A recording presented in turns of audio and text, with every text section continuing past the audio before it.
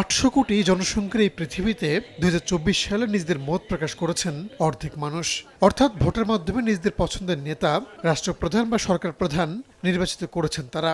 বিশ্বজুড়ে নির্বাচনের ইতিহাসে সবচেয়ে গুরুত্বপূর্ণ ছিল এই বছর। বিভিন্ন সংস্থা ও গণমাধ্যমের তথ্য মতে ২০২৪ সালে অন্তত ৭৩টি দেশে নির্বাচন অনুষ্ঠিত হয়েছে। এর মধ্যে কয়েকটি দেশের নির্বাচন ব্যাপক আলোচনায় ছিল। বছরের শুরুতেই গত ৮ ফেব্রুয়ারি জাতীয় পরিষদের নির্বাচন হয় পাকিস্তানে। কারাবন্দী সাবেক প্রধানমন্ত্রী ইমরান খানকে ভোটের লড়াই থেকে দূরে রেখেই নির্বাচন হয় দেশটিতে।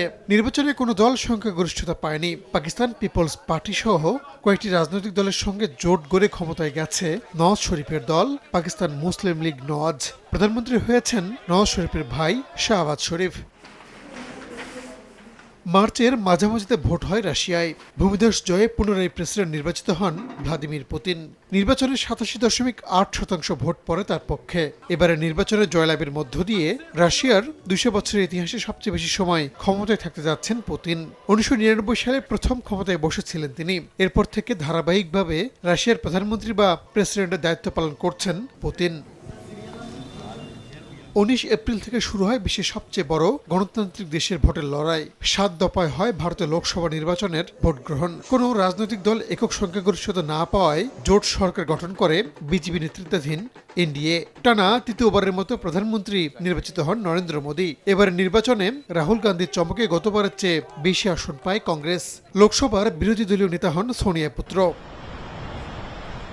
চলতি বছরের মাঝামাঝি সময়ে ব্রিটেনে ক্ষমতার হস্তান্তর ঘটে বেশ দ্রুততার সঙ্গে। যুক্তরাজ্যে অনুষ্ঠিত নির্বাচনে ৪১২টি আসনে জয় পায় লিবার পার্টি। কনজারভেটিভ পার্টি পায় ১২১টি আসন। এই নির্বাচনের মধ্য দিয়ে যুক্তরাজ্যে টানা ১৪ বছর পর ক্ষমতা থেকে সরে যায় কনজারভেটিভ পার্টি। রাজা চার্লসের সঙ্গে সাক্ষাৎ করে প্রধানমন্ত্রী পদ থেকে সরে দাঁড়ান ঋষি সুনাক। পরে রাজার সঙ্গে দেখা করেন নতুন প্রধানমন্ত্রী কিয়ার স্টারমার। তাকে সরকার গঠন করার আমন্ত্রণ জানানো হয়। বাকিংহাম প্যালেস থেকে ফিরেই মন্ত্রিসভা গঠনের কাজ শুরু করেন লেবার পার্টির এই নেতা।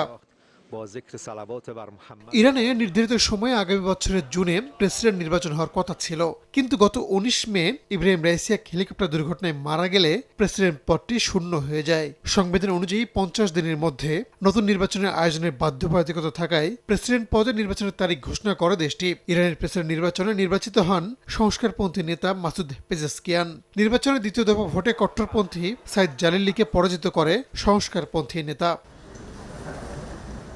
শ্রীলঙ্কায় গণবিক্ষোভের মুখে রাজাপাকসে সরকারের পতনের পর অনুষ্ঠিত প্রথম নির্বাচনে জিতে ৫৫ বছর বয়সী অনুরা কুমারা দিশানায়কে নতুন প্রেসিডেন্ট নির্বাচিত হন। নির্বাচনে তিনি ন্যাশনাল পিপলস পাওয়ার নামে রাজনৈতিক জোটের নেতৃত্ব দেন।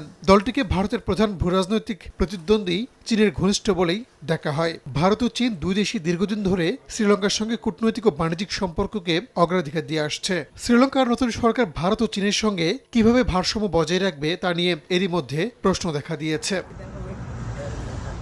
বিশ্বব্যাপী এই নির্বাচনগুলোর মধ্যে নিঃসন্দেহে মার্কিন যুক্তরাষ্ট্রের নির্বাচন ছিল সবচেয়ে চমক জাগানিয়া। প্রথম নারী প্রেসিডেন্ট পাচ্ছে যুক্তরাষ্ট্র, এমন সব জরিপকে বুড়ো আঙ্গুল দেখিয়ে প্রেসিডেন্ট নির্বাচিত হন রিপাবলিকান প্রার্থী ডোনাল্ড ট্রাম্প। যুক্তরাষ্ট্রের ইতিহাসে ট্রাম্প একটি অনন্য রেকর্ড করেন। ১৩০ বছরেরও বেশি সময়ের মধ্যে ট্রাম্প হলেন হোয়াইট হাউসে ফিরে আসা প্রথম সাবেক প্রেসিডেন্ট। তাছাড়া তার বিরুদ্ধে ফৌজদারি মামলার রায়, নির্বাচনের আগে তাকে হত্যা চেষ্টা সহ নানা কারণে এই নির্বাচনের প্রতি বিশ্ববাসীর দৃষ্টি ছিল সবচেয়ে বেশি। রাহানুল রানা, সময় সংবাদ।